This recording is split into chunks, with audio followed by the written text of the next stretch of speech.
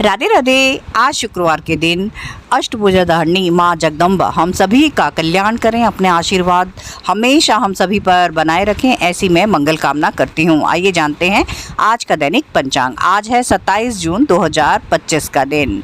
आषाढ़ मास के शुक्ल पक्ष की आज द्वितीया तिथि है और आज ही जगन्नाथ रथ यात्रा का शुभारंभ होने जा रहा है। उड़ीसा में ये जो जगन्नाथ रथ यात्रा है ये 27 जून से शुरू होगी और 5 जुलाई को ये समाप्त होगी। यह जो यात्रा है ये ओडिशा के पुरी में भगवान जगन्नाथ, बलभद्र और सुभद्रा के रथों के साथ निकाली जाती है। और इस रथ यात्रा का मुख्य उद्देश्य या इसका महत्व यही है कि भगवान जगन्नाथ अपने भक्तों के बीच इस वार्षिक यात्रा का उत्सव मनाया जाता है। इसे भगवान जगन्नाथ अपने भक्तों के साथ अपने पूर्ण उल्लास के साथ भक्तजन अपने भगवान श्री हरि जगन्नाथ के साथ अपने भक्ति भाव से परिपूर्ण होकर उनके उत्सव में शामिल होते हैं और उनका आशीर्वाद प्राप्त करते हैं। आज भगवान सूर्यदेव सुबह 5:25 पर उदय होंगे और सूर्यास्त होगा शाम को 7:22 पर। आज का जो चंद्रोदय होगा वो होगा शाम 7:02 सुबह 7:02 पर और चंद्रास्त होगा रात्रि 9:23 पर। आज का जो अभिजीत मुहूर्त है वो होगा 11:56 से 12:51 तक। तो इस अभिजीत मुहूर्त में, जो कि एक अबूझ और सिद्ध मुहूर्त होता है, आप अपना कोई भी अभिष्ट कार्य जिसमें आप सिद्धि चाहते हैं वो कर सकते हैं। तो आज का जो राहु काल है वो होगा सुबह 10:39 से 12:23 तक। तो राहु काल की इस अवधि में हमें विशेष इस बात का ध्यान रखना चाहिए कि अपना कोई भी शुभ काम प्रारंभ ना करें और इस राहु काल में आप किसी भी महत्वपूर्ण कार्य के लिए घर से बाहर ना जाएं।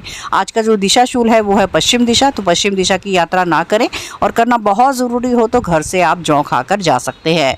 योगों में आज है व्याघात योग, जो कि रहेगा रात 9:10 तक और उसके आगे हर्षण योग लग जाएगा। तो ये जो व्याघात योग है ये एक तरह का, इसे अशुभ योग ही माना जाता है। इस योग में आप जो भी कार्य किए जाते हैं उनमें बाधाएं और अड़चनें तो आती ही हैं और ये योग एक ऐसा योग है, इसमें आप किसी का कितना भी भला करना चाहें तो उसमें आपको नुकसान ही होता है, आपको मतलब आघात ही सहन करना पड़ता है।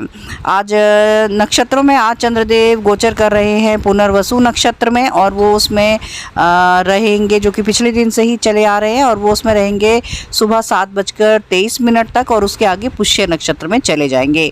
तो आज के दिन ये जो पुष्य नक्षत्र है ये भगवान शनिदेव का नक्षत्र है और जिनकी का भी जन्म नक्षत्र है अतिमित्र नक्षत्र है तो वो इस नक्षत्र की ऊर्जाओं के साथ जुड़े। किस तरह से जुड़ सकते हैं?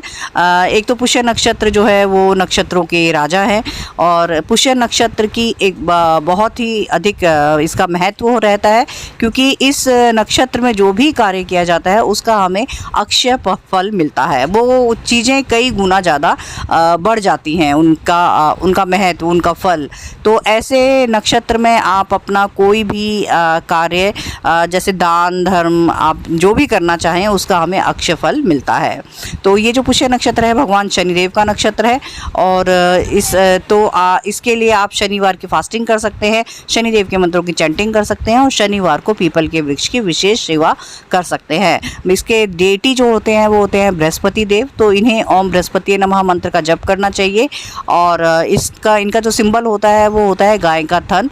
तो कामधेनु गाय की कोई भी एंटीक पीस अपने आसपास हमेशा रख सकते हैं। इनका एनिमल सिंबल होता है मेल गॉट, बकरी। तो इन्हें कभी भी अगर बकरियों को कुछ खिलाने का मौका मिले तो अवश्य ही खिलाना चाहिए और इन लोगों को अपनी लाइफ में कभी भी मटन नहीं खाना चाहिए। अगर वो ऐसा करते हैं तो अपने जीवन में परेशानियों को, चुनौतियों को न्योता देते हैं। इनका बर्ड सिंबल होता है सी क्रो, तो इन्हें कौवों को कुछ ना कुछ अवश्य ही खिलाते रहना चाहिए। इनका जो ट्री होता है वो होता है पीपल का पेड़, तो इन्हें आज के दिन पीपल के पेड़ को लगाना चाहिए, उसे जल देना चाहिए, नर्चर करना चाहिए और उसके सानिध्य में अपना कुछ समय बिताना चाहिए। तो इस तरह से जब ये लोग इन ऊर्जाओं के साथ जुड़ते हैं तो अपने जीवन में शुभत्व को बढ़ाते हैं।